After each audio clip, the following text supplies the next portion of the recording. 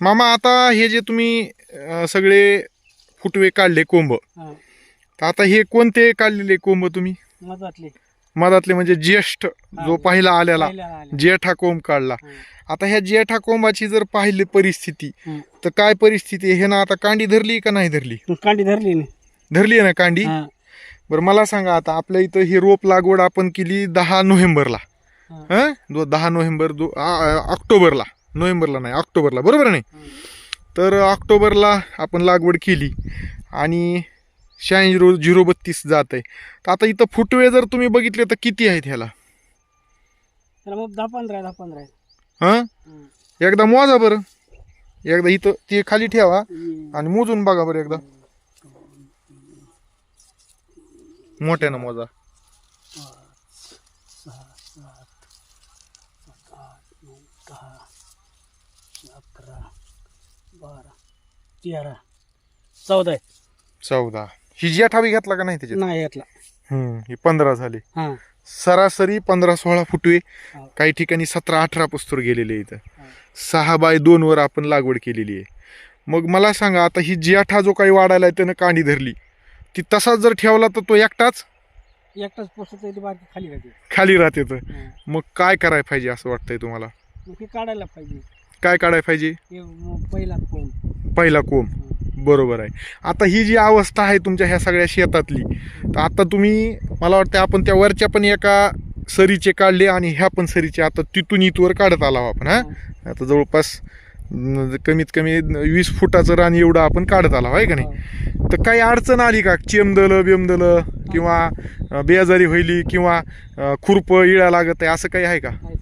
सहज काढताय का नाही माणूस?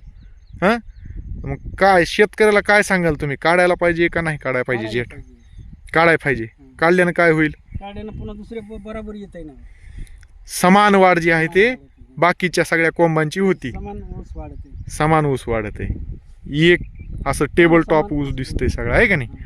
तर शेतकरी बांधवांनो, हा विषय आहे. जसं आता या बाबांनी जे आहे ते हे ऑपरेशन केलंय, तर त्याच पद्धतीनं आपणही हे करावं. मामा आता इथं तुम्हाला हळूहळू मातीसुद्धा लावावं लागेल, कारण की फुटवे काय होईल तर जास्त होईल. तर एकरी फुटवे जर अति जास्त झाले तर ऊस पोसल का? नाही ना, तेवढं जास्त झालं नाही पोसत. नाही पोसणार. हवा खिळती राहणार नाही, सूर्यप्रकाश भेटणार नाही.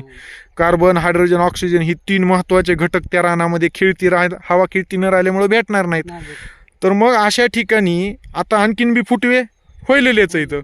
हां, 15, 16, 17, 18 पस्तूर फुटवे. आता फुटवे आपल्याला दाबायचेत किंवा त्याचं संख्या नियोजन करायचंय. मग आता इथून जर समजा हळूहळू माती लावायला चालू केली तर काय वाटतंय तुम्हाला, होईल का नाही नियोजन? नियोजन होते. हां, पण आता तुमचं हे सगळं तुम्ही आंतरपीक केलं, ह्याच्यात कसं करणार तुम्ही नियोजन आता?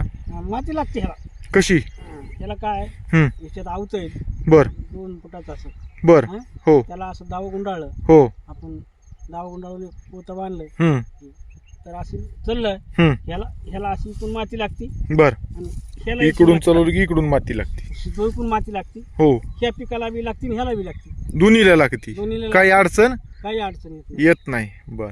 आता ह्याच्यात आणखीन त्यांनी म्हणतात तसं मातीची भर एखाद्या वेळेस ऊसाला जास्त लागायची, अति जास्त लागून हे जे एकदम छोटे छोटे जे काही हे आहेत तर ते फुटवे लगेच म्हणजे माती आड होण्याची शक्यता असते. तर थोडंसं आणखीन त्याला अवधी आहे, त्याला कालावधी आहे. ह्याच्यात तात्पुरता आपण ठिबक का काढून ठेवलं? ठिबक अंतरानं ठिबक टाकून घ्या की. तर ठिबक जे आहे ते आपण ह्या ठिकाणी टाकून घेतलं पाहिजे. आणि दुसरा विषय ह्याच्यामध्ये जे आहे ते जे काही स्पेशल असे आता नांगऱ्या निघालेले आहेत, तर ते तशा प्रकारचे अवजारं जे आहे ते छोटे छोटे, फक्त एवढ्याच बघलं ना ते चालतंय. हा. आणि जेवढी आपल्याला अपेक्षित जेवढी माती लावायची तेवढीच माती, आणि त्याच्या महागच काय करायचं, लगेच खत सुद्धा जे आहे ते आपण पेरून घ्यायचं. हा. तर शेतकरी बांधवांनो, जसं ह्या बाबांनी केलं तर ह्या पद्धतीनं जे आहे ते आता आपण नियोजन जे आहे ते ह्या ठिकाणी करणं गरजेचं आहे. संख्या नियोजन हा एक महत्त्वाचा मुद्दा. त्याच्यासाठी आपल्याला काय करायचं तर आता कच्ची भरणी किंवा बाळभरणी आपण जे काय म्हणतो तो एक विषय त्या ठिकाणी. आणि महत्त्वाचं की जेठा जो आहे तो काढणं, आणि जेठा काढून काय करायचंय, शिरजोरी जी आहे ती जेठ्याची कमी करायची. एकट्याला माजू द्यायचं नाही, वाढू द्यायचं नाही, वाढू द्यायचं नाही, आहे का नाही? आणि तो समान चलतंय, पुन्हा समान चालते. सगळे बाकीचे फुटवे समान चालते, समान चालतात. तर बरोबर चालतंय, बरोबर चालतंय. ती हे होत आहे ना. पण इथं होत तुमच्या लक्षात आलं का हा विषय? तर ह्या पद्धतीनं आपल्याला शेतकरी बांधवांनो आता नियोजन जे आहे ते करायचं आहे. हो.